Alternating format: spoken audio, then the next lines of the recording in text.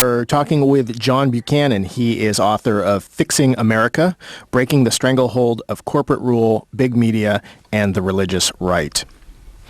John, let's get back to some of the stuff covered in your book. Specifically, you talk about the media, corporate media, and its role in problems that we have in our country. Well, the next section of the book, after the section on war profiteering and the military-industrial complex, is called The Failure of the Media.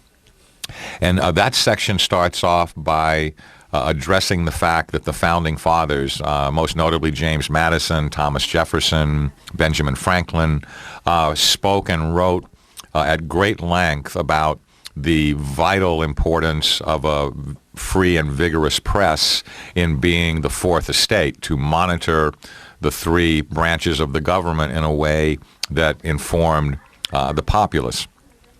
Thomas Jefferson said very famously, if I had to choose between a government without newspapers, a newspapers without a government or a government without newspapers, if I had to choose between newspapers without a government, one more time. If I had to choose between government without newspapers or newspapers without a government, I would not hesitate for a moment to choose the latter. That's how much he believed in the function of a free press. James Madison talked about the fact that even though the press was badly flawed, even in his day, that the press was the engine of democracy. And so historically, what we had in this country was the fact that throughout our history, newspapers have been classically aligned with a political party, but that their intent was clearly understood by their readers, and therefore, in a larger sense, the process of reporting information that the populace needed to enact policy was a very strong foundation of government.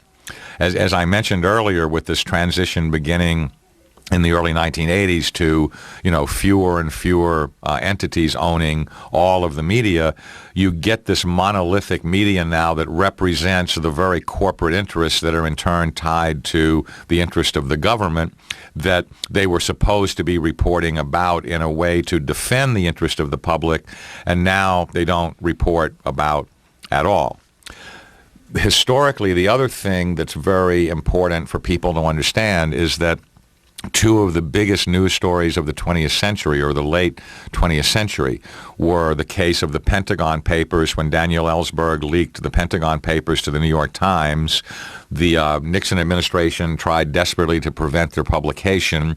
The case went all the way to the U.S. Supreme Court, and in a landmark decision, the Supreme Court said the New York Times had the right to publish the Pentagon Papers, and the publication of those papers completely turned the Vietnam War for the average American, who up until that point had not come out against the war, because the Pentagon Papers showed clearly that the government had lied to us about the war and had known for years and years that the military commanders in the field were saying the Vietnam War couldn't be won militarily. But because of the role even then of war profiteering, they pressed the war and sent more troops, and 58,000 Americans died for nothing. The other classic example of the power of the press, and again, the New York Times, was the Watergate story. Woodward and Bernstein, as local reporters, reported the Watergate story for almost a year for the Washington Post before the New York Times got on the story. Once the New York Times, the mighty world newspaper of record, got on the Watergate story, the Nixon administration imploded pretty quickly, and he was driven out of office as a tyrant. 30 years later or 25 years later, unfortunately, the opposite is true. One of the major points that I make in the book that I talk at some length about is how the New York Times misreporting about the run-up to the war in Iraq contributed to leading us to war in Iraq, and we now know we've been led into a disaster that's costing American lives and innocent civilian lives every day, to no end and to no good purpose of exporting freedom and democracy. The major story in the New York Times, or stories, were done by their Pulitzer Prize-winning reporter, Judith Miller. Judith Miller has a long history of supporting Bush regime initiatives in Iraq, and she began to become a major journalist because she also did misreporting in the run-up to the first Gulf War under Daddy Bush. She then wrote a book, or co-wrote a book, with another New York Times reporter named William Broad called Germs, that won the Pulitzer Prize, and the book is about the threat of biological and chemical warfare. And if you buy the book at face value, it's a very terrifying book. You know, children are at risk, life as we know it is at risk from these horrendous weapons, and lo and behold, Saddam Hussein is the most evil man on the planet because he's the perpetrator of these weapons, etc. And then she wrote, in the run-up to this war, the now infamous story about the aluminum tubes that could only be used to make a centrifuge to build nuclear weapons. As a result of the power of the New York Times as the driving influence of what becomes the news of the day, those stories by Judith Miller about the aluminum tubes got picked up by all three of the major networks. Andrea Mitchell was reporting on NBC that, we're on the verge of nuclear war with Iraq, et cetera. And we now know that the aluminum tubes were used to make weather balloon, or used to engineer weather balloons for testing artillery, etc. So the New York Times apologized on the front page last spring for that misreporting and their very egregious misreporting in general about the run-up to the war in Iraq. Unfortunately, they did not name Judith Miller by name, and she still has a job at the New York Times. I hope that as the American people come to understand the criminality of Judith Miller's reporting and the reporting of the New York Times, that both Judith Miller and Bill Keller, the executive editor of the New York Times, will end up on the unemployment line and thoroughly disgraced and run out of the journalism trade. That is one of my major goals on this National Truth Tour, to expose the New York Times for what it has become, which ironically enough is now an instrument of the corporate state. The New York Times is an empire unto itself now. One of the sections of your book is entitled The Rise of Religion and Theocracy, and that I think ties in pretty tightly with the current administration. Could you talk about that? Absolutely, and that is arguably the most important section of the book, because a lot of the other stuff, we started off talking about, for example, the rise of the corporate state. That's really not news to anybody. Maybe some of the detail of it is, or some of the facts, like that there are 25,000 lobbyists in Washington and stuff, may, open a few eyes. But the general notion that corporations rule us, lobbyists have taken over Washington, and so on is, not front page news, so to speak. We now know from the history of the invasion of Iraq that clearly war profiteering and corporate players like Lockheed and Raytheon and Boeing and Halliburton and Wackenhut and all of the usual suspects played a major role in creating the policy that led us to Iraq. But that raises just a very simple, direct question, I think, in any reasonable person's mind, which is, why would a presidential administration go to such extreme lengths to lead us into a war that has turned out to be the very disaster that the anti-war movement, myself included, predicted on the record in the run-up to the war? Part of the answer to that question lies in the alliance between two very sinister entities. The first, which is somewhat well known, is a right-wing militaristic think tank in Washington called the Project for the New American Century. Their website is www.newamericancentury.org. The co-founder and chairman of Project for the New American Century, which is known as PNAC, is William Crystal, the conservative right-wing editor of Rupert Murdoch's magazine, The Weekly Standard, in Washington. In early September of 2000, before the election, PNAC issued report called Rebuilding America's Defenses.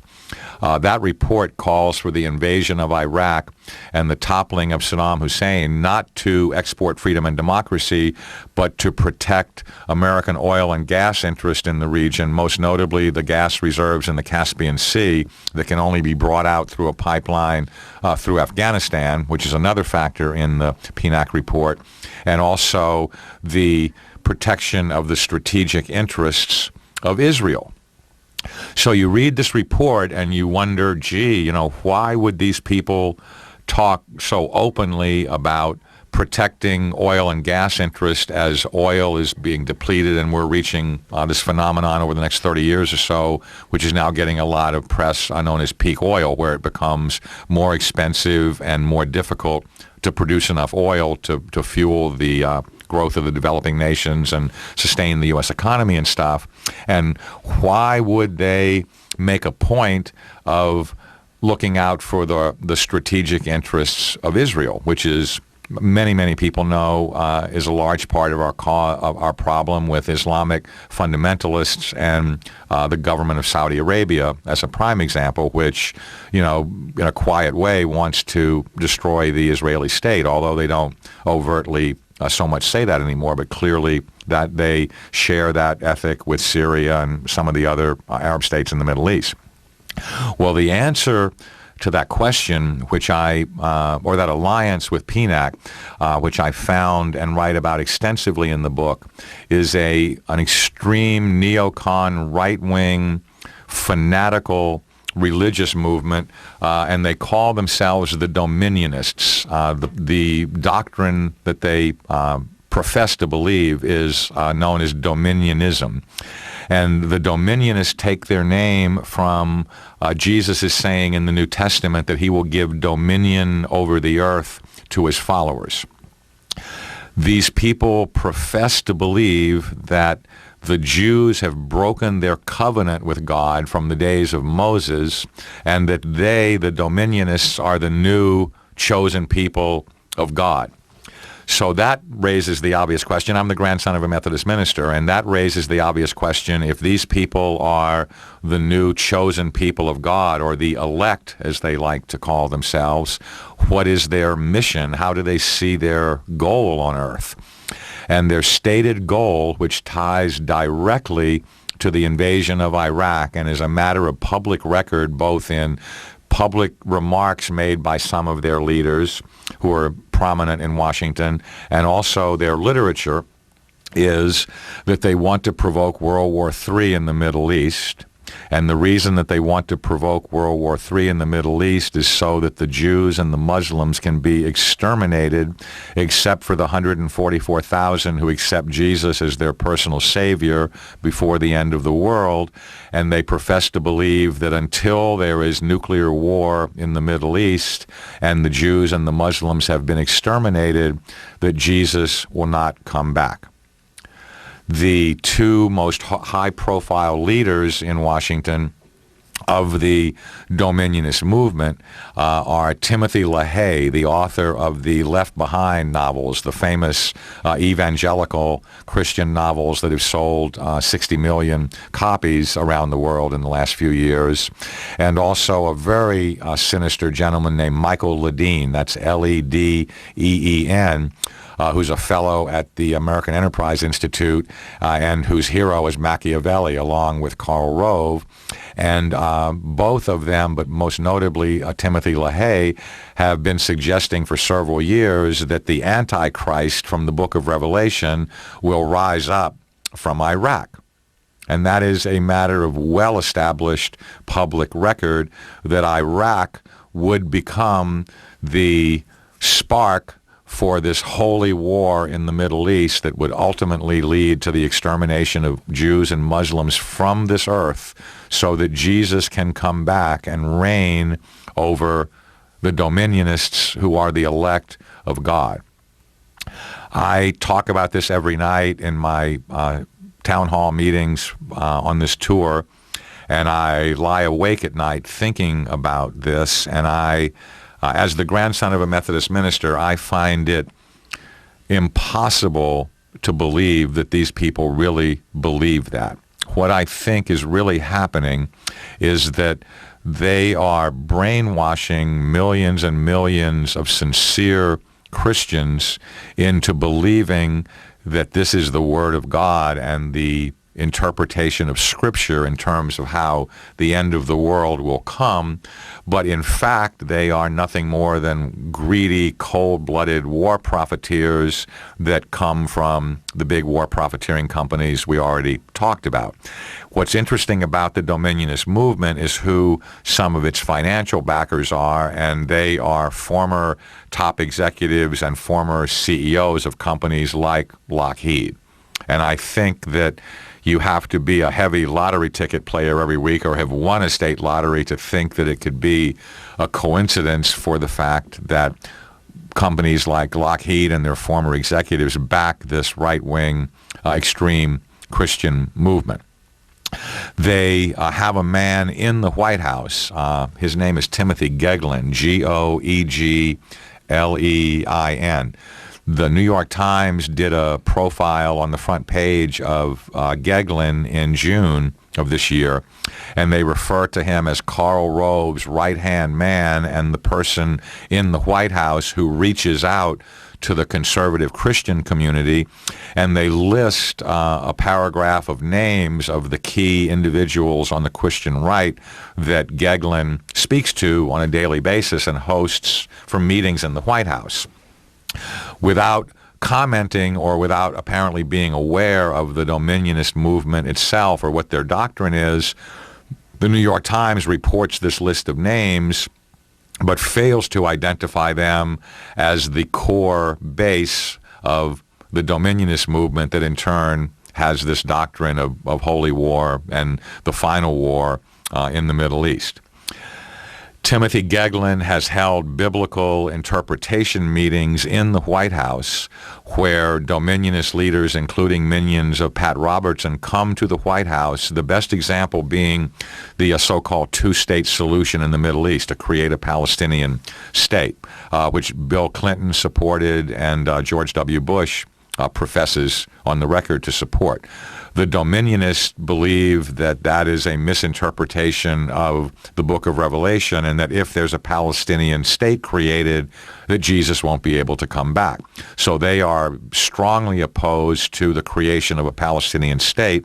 And so Timothy Geoghegan has hosted meetings in the White House on our tax dollars where these lunatics come in and try to convince them that they can't create a Palestinian state because otherwise we can't have this final war, purge the planet of unnecessary human beings, and leave them, the Dominionist elect, living in paradise on earth after a nuclear holocaust that wipes out the Jews and the Muslims.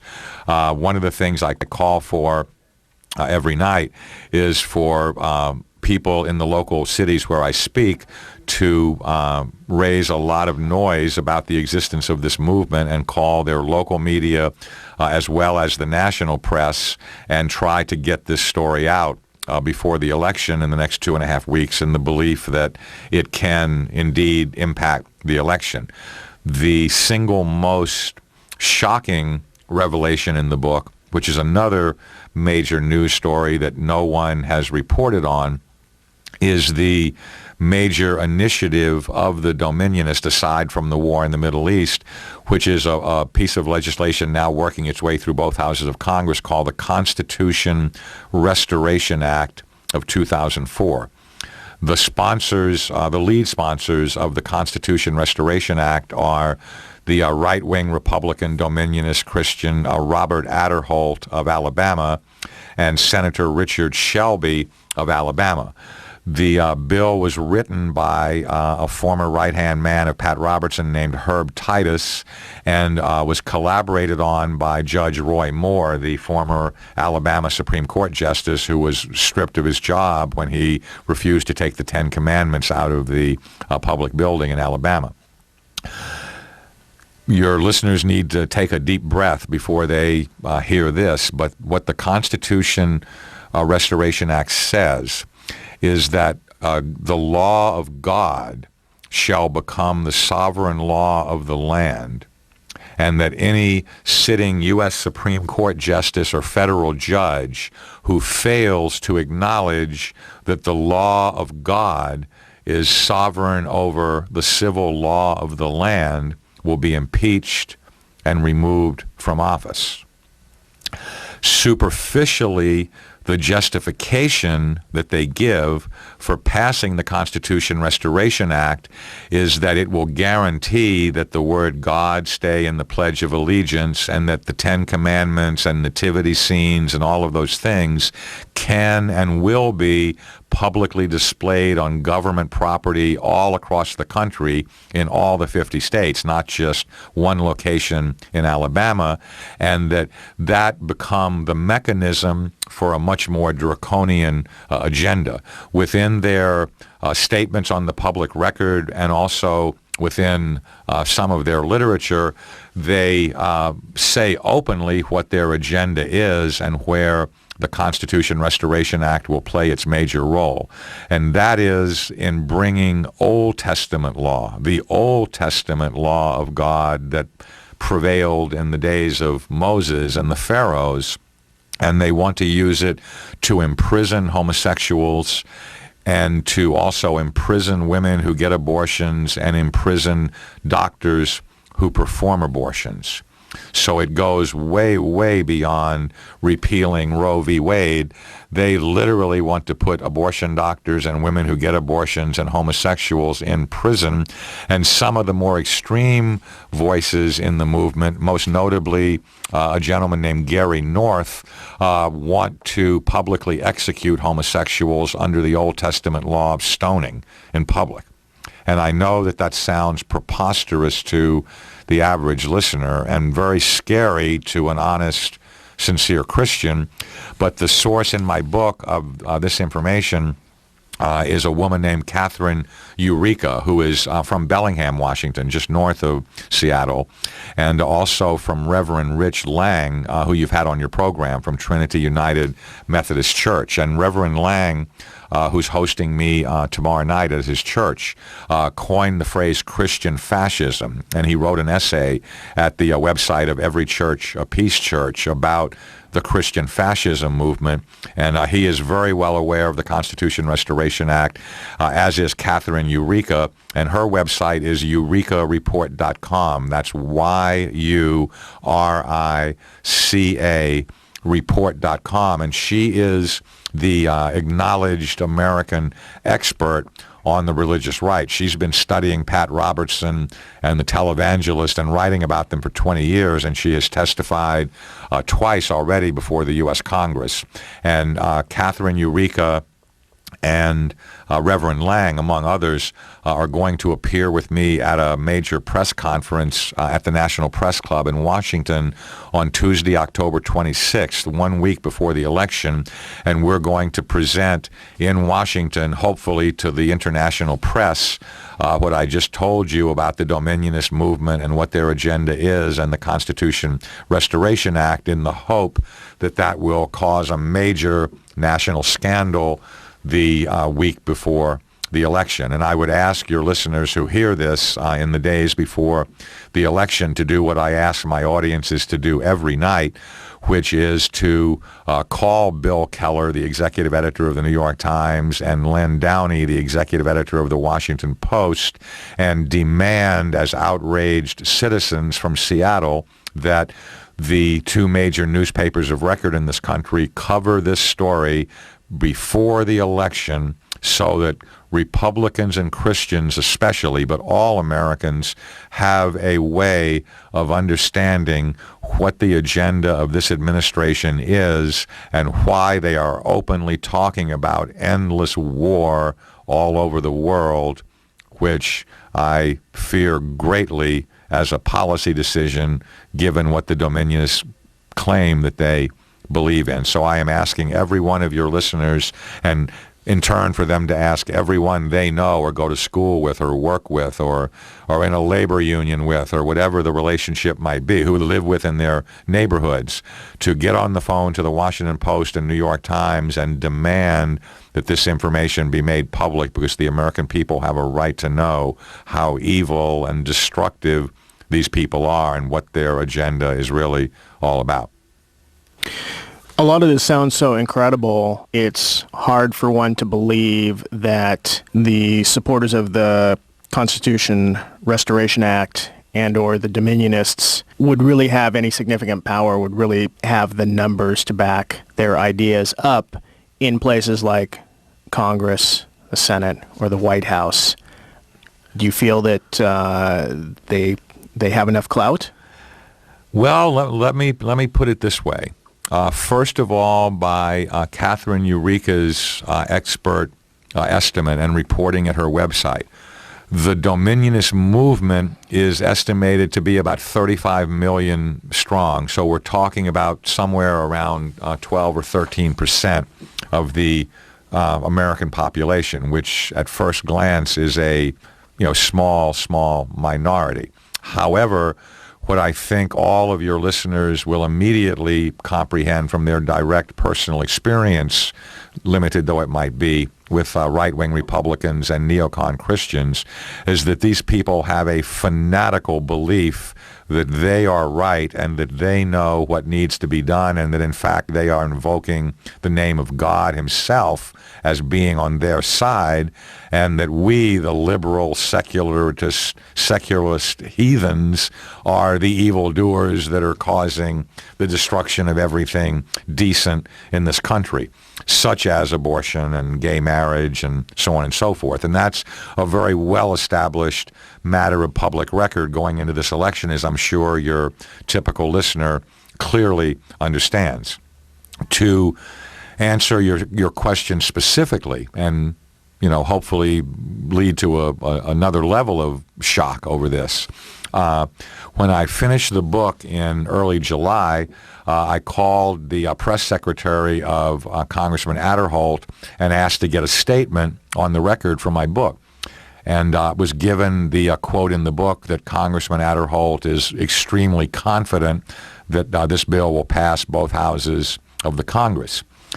2 weeks ago, when I was getting ready to go out on the road to do this tour, I called back to Adderholt's office and also to Senator Richard Shelby's office and spoke to his press secretary on the record as a journalist, and to my shock was informed that the bill had been passed out of the House Judiciary Committee and had gone to a subcommittee now for further scrutiny in the House, and that incredibly in the U.S. Senate, Senator Shelby himself, one of the most powerful members of the U.S. Senate, had testified in open public hearings a couple of months ago about the Constitution Restoration Act and that it was good for America and how it would restore true American values, excuse me, as the Founding Fathers envisioned them.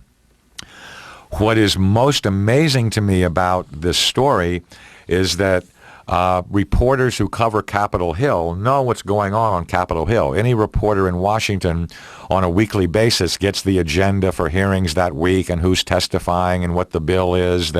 It's easy for them to get a copy of the bill and read it and go, gee, I wonder what this is about, and I wonder whether there's a story here.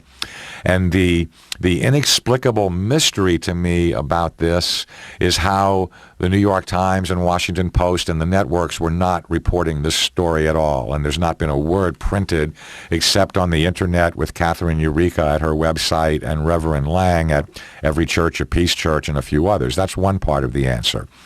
The other part of the answer is that fanatical right-wing Christians, most notably some of the better-known sort of middle-tier Christian talk radio hosts around the country, have been on the air talking about the Constitution Restoration Act, and one of them from Florida is quoted in my book.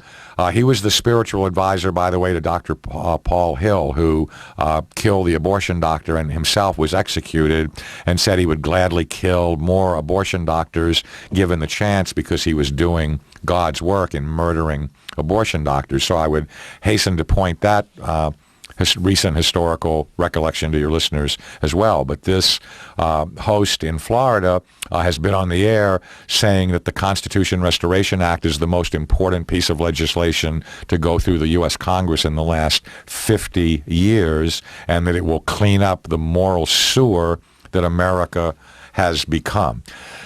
So when you add all of that up, I would simply say that the easiest thing for your listeners to do is to call their congressional representatives and both of their U.S. senators and to inquire about the Constitution Restoration Act of 2004 and why it is not a public scandal, and to ask your congressional representatives and both members of Congress from Washington State, on the assumption they will oppose that bill, to publicly expose it and speak out against it, because it is a truly terrifying piece of legislation, even to me. And as I said several times, I'm the grandson of a Methodist minister. I don't think these people read their Bible very often, and I don't get any sense that they have studied the Sermon on the Mount, which says, "Blessed are the peacemakers." These people are not peacemakers.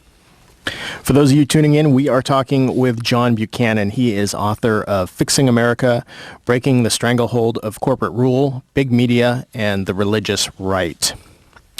The final part of your book talks about solutions, what we as citizens here in the U.S. can do. Can you tell us about some of those? Sure, absolutely.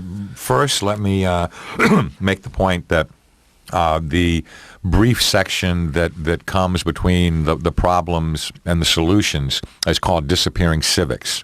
And in that section, I talk about the fact that fewer than half of us vote, and that in the 2000 election, slightly more than 100 million people voted, according to the Federal Election Commission, but 100 million didn't even bother to vote. And of that 100 million that didn't vote, 50 million were registered and didn't vote, and 50 million didn't even bother to register to vote.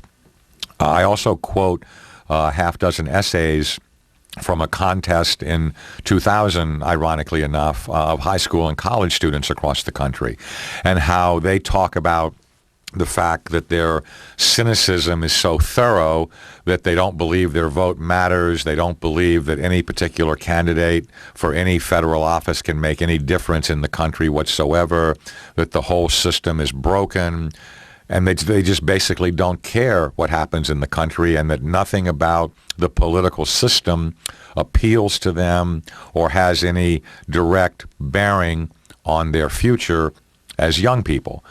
Of all the things that I find troubling and horrifying that I report in the book, I think that is the most troubling because of the very first point that I made and the question that I open my talks with every night, which is, who owns this government, the Fortune 500 or we the people? And was Thomas Jefferson telling the truth, or was he lying when he and his peers suggested that we the people own the government and that that's what makes this a unique constitutional republic? To go directly to the solutions points that are based on the major sections of the book.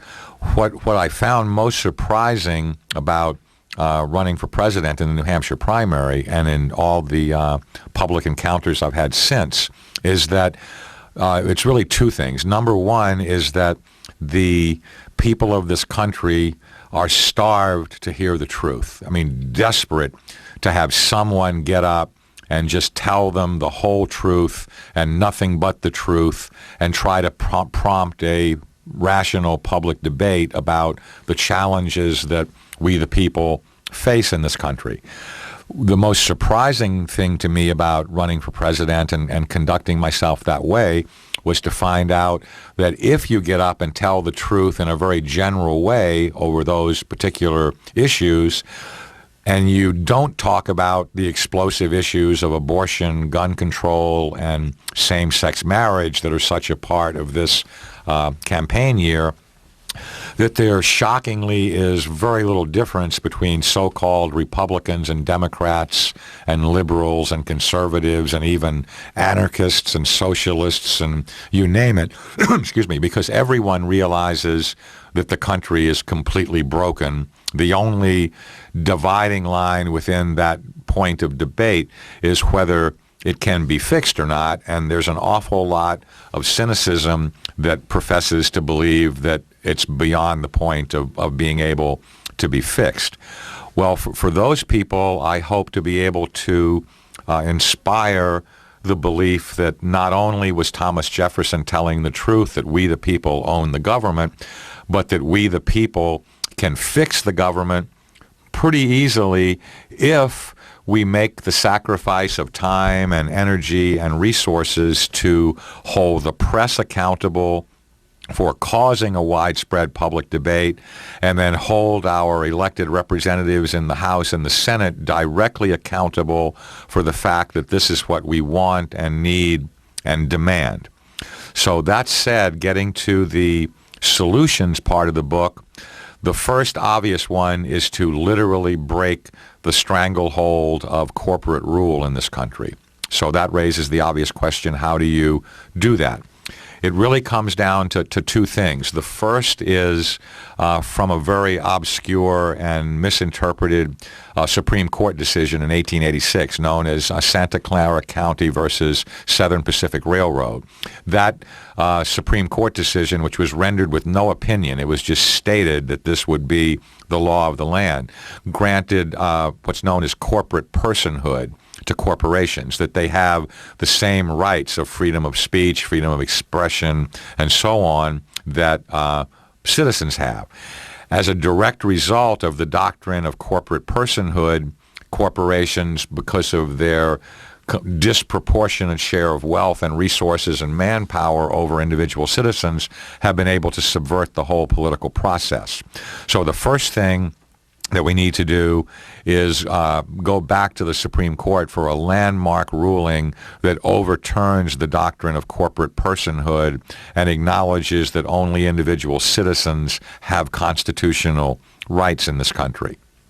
The second thing that I propose as a solution to the problem of corporate malfeasance is that historically and technically under our system of law, corporations are granted a public charter, meaning that they function under a banner of public trust. And in any state where a corporation does business, even if it's a global corporation, the state of Delaware being the classic example because of its tax loopholes and its leniency in terms of corporate governance and stuff. Whatever state you're chartered in, the state legislature has the right to repeal your corporate charter.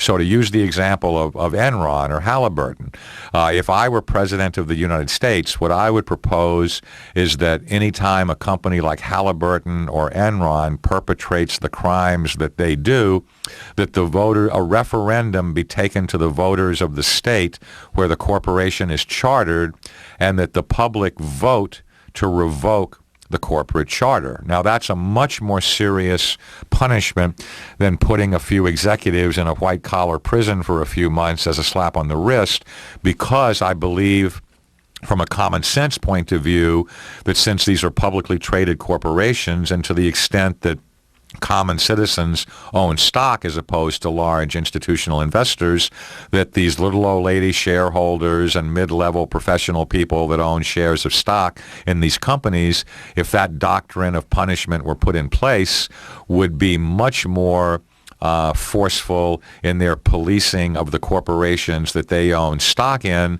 because they would understand that if by referendum the charter of the corporation is revoked and the corporation is gone, so is their investment, and that would give them a motive to see to it that we don't have more Enrons and Halliburtons in this country. The second point, which is, I think, equally important and equally simple, although it would probably also go to the Supreme Court because of the existence of the doctrine of corporate personhood, is the need to ban professional lobbying, period. There are no exceptions. There is no such thing as a professional lobbyist.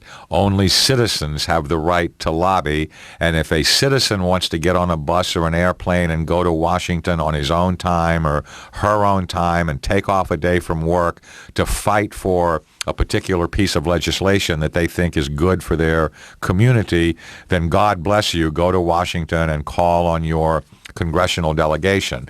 But there shouldn't be people who earn $5 or $10 or $20 million a year to do that on a daily basis, and by virtue of their largely disproportionate resources and capabilities, completely overwhelm the part of the equation that allows citizens to go and lobby, as I mentioned at the beginning. So I think it's critically important to ban professional lobbying, period, and get corporations out of politics, period.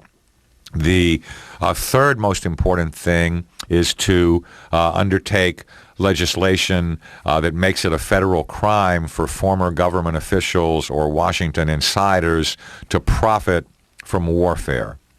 War is a terrible national tragedy, and Thomas Paine, among many of the Founding Fathers, although they all spoke about it, pointed out that not only was war a last resort, but as Thomas Paine put it, an offensive and willful war opens the entire contagion of hell and bleeds a nation to death. I think we have seen that historically, most notably with the Vietnam War, and now we're seeing it in Iraq. And therefore, there needs to be a forceful initiative under bipartisan leadership to make it a crime for federal officials to profit from warfare or the armaments of warfare when this country has to go to war to defend its national interests. The next most important one is reform of the media. And I don't know how many of your listeners know specifically what it was that actually ended the campaign of Howard Dean, but Howard Dean was being touted as the people's candidate, the man who reinvented grassroots politics, largely possibly our next president and so on, the Democratic front runner. And he made one speech. He made a speech where he called for the breakup of the six big media conglomerates under antitrust law, and within hours the media turned on him and demonized him and discredited him and called him Saddam Hussein's best buddy and all of that, and basically ended his candidacy. As a much lesser known politician in the New Hampshire primary, I was calling for the same thing, and I call for it now. The only way that I can see to restore honor and dignity to the press in the way that the Founding Fathers envisioned is to break up the media conglomerates and to undertake a huge national initiative to restore local ownership to media and local voices in the community to local media. There should not be clear channels that own a large proportion of the radio stations in this country, or Sinclair Broadcasting, that then perpetrate a Republican partisan line in a presidential election without consequence. That, to me, is also a crime against the institution of democracy.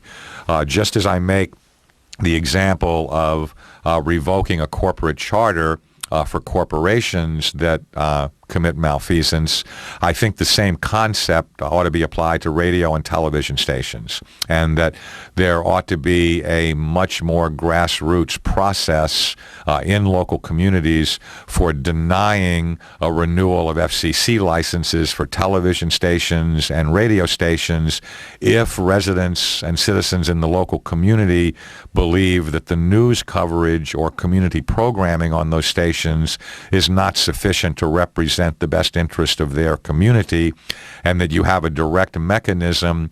The perfect example now would be Fox News, and a very effective weapon against Rupert Murdoch and Fox News would be for the wrath of the American public against the Fox empire to be able to go market by market in this country and revoke the broadcast licenses of Fox News or Fox television stations, because you could directly bankrupt Rupert Murdoch by doing that. And Rupert Murdoch is not a stupid man. He's interested in profit above all else. And if he saw that that kind of initiative could and was taking place, I think Rupert Murdoch would see the light and would seriously reform the kind of so-called news coverage that we get on the Fox News channel.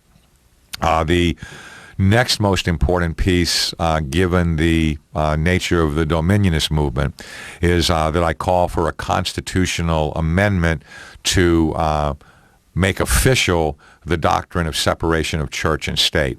I think that the sinister influence over the last 20 years, most notably under George W. Bush over the last 4 years, has become so powerful and so profoundly dangerous to the institutions of this government that we need to make a formal constitutional doctrine of the fact that there is a clear separation of church and state, which all of the founding fathers talked and wrote about. One of the myths of our time that the right-wing Christians put forth is that the founding fathers themselves saw a need for a Christian country where God is a part of the government of this country. Nothing could be further from the truth. All of the founding fathers, because they had escaped religious persecution in England, wrote and spoke about the fact that ecclesiastical tyranny, as Benjamin Franklin called it, is one of the worst dangers that a democratic government can face. Excuse me, that brings us to the final point in terms of solutions, and this, to me, given the nature of the culture that we live in 2004, is probably the biggest challenge. But that is for every American citizen, every man, woman, and child, regardless of race, color, creed, or economic status, to take direct personal responsibility for their ownership stake in this government and to forcefully assert that piece of ownership of the government and to put meaning back into the phrase, we the people. Because if we don't do it, and if we can't do it over this next 4 years, regardless of which one of them is elected, because John Kerry is every bit as much a corporatist as George Bush is, he just isn't as inherently evil or as blatant a warmonger, but he is every bit as much a whore to the corporate lobbies as George W. Bush is. Whichever one of them is elected, I think we have maybe one more 4-year cycle in this country to fight to take this country back from corporate interests and the things that I talk about, or there won't be anything to fight for, and the disillusioned young people that I talked about from the essays will have been proven right that the country is irreparably broken and we might as well throw up our hands and surrender. And I, as I mentioned at the beginning, I've been an activist my whole life, and of all the things that I fear, the thing that I fear the most is that we give up and surrender to the corporate state, because once we've done that, there is no recourse, I don't think. The game is over. So the solutions sound good, and the big question is will people, if presented with those solutions, do we have a populace that still has the vision and energy to carry those out and overcome the, as you call it, stranglehold of the corporations? Well, the answer to that is, at least from where I sit, fairly simple as well. The title of the book is Fixing America, and at the moment, the only way to buy the book is either at one of my public appearances or through my website, which is www.fixingamerica.org. Immediately after the election, because of the response I've gotten across the country on this tour, I'm going to formally create the Fixing America Foundation, which will be a nonprofit organization designed to build the infrastructure across the country with activists and volunteers and financial backers and people in Washington and all of the things that you need to build a political or civic movement in this country, to work very hard, regardless of which one of them is elected, to start elevating the public debate up to where these specific points are talked about, hopefully in colleges and schools and labor union halls and churches and synagogues and mosques and public squares and anywhere that we can force a debate to find out if indeed the American people can be brought to believe that we have owned this government since 1776, but that it has been stolen from us and that we need to take it back peacefully and constitutionally, but that we need to very powerfully assert the fact that we own this government, and there is no doubt about that point. Unfortunately, ownership has a responsibility, and I always make the analogy that if you won a nice house in a state lottery and you get a big mansion on the hill outside the town that you live in, and because the house was given to you for free, you won it in a contest, you have no real sense of the value of your house, and so you let termites come in and eat away the foundation of your house, and you let the lawn grow up so, the view of the house on the hill isn't so pretty anymore. Eventually, the value of that piece of property has been completely devalued to the point where the house is an eyesore to the community, to people that worked hard down the street to pay for their house and have to drive by your house and see how you let it get run down. I hope that's an analogy that makes perfect sense to the average listener, because Thomas Jefferson and the Founding Fathers built a phenomenal house for us on a beautiful piece of land. And it's up to us to mow the lawn and to make sure that the termites don't get in.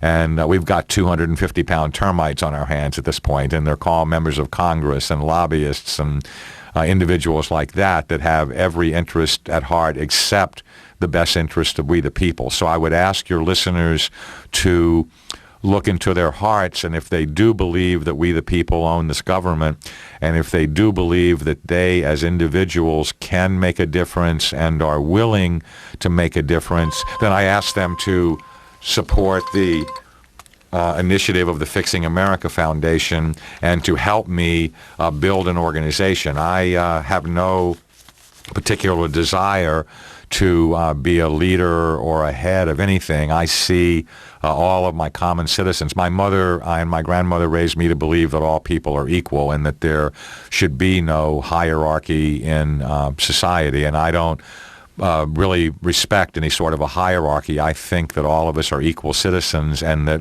I need, and hopefully your listeners will agree, I deserve a lot of help to be able to implement this vision for the country, because unfortunately the two major political parties and most of the fringe third parties have their own political dogmas that are far beyond a simplification of what's really at stake, down to the point where we can all embrace it. And I'd like to leave you with the thought, when Mr. McConnell and I first spoke, the founder of Earth Day, and he also wrote the foreword for the book. But he's 89 years old, as I mentioned, and he's known 33 Nobel Prize winners in his lifetime. His point is that we need to put aside all of our traditional political differences and divisions and come together as a country to speak with one voice loudly about the things that we all agree on, that all Americans need. And I don't want to hear people talk anymore about the African American community or the feminist community or the Latino community or the wealthy elite community. We should speak as one community where all people are equal and all people have the same rights. And if we can undertake that kind of a vision and stick to it through all of the difficulties that such a vision entails in seeing it come to fruition, I believe, as Thomas Paine wrote in Common Sense in 1776, we have it in our power to begin the world over again. And that would be my dream in my lifetime, to be a tiny little footnote to a movement that started the world over again in 2004 in a way that builds a better world for generations yet to be born. And that is what I intend to work for the rest of my life. All right. Well, I want to thank you for spending time with us today. Thank you very much for having me and giving me voice, Mike. I really appreciate the opportunity. We've just been talking with John Buchanan. He is author of Fixing America, Breaking the Stranglehold of Corporate Rule, Big Media, and the Religious Right. And you can find the book and more information at the website www.fixingamerica.org.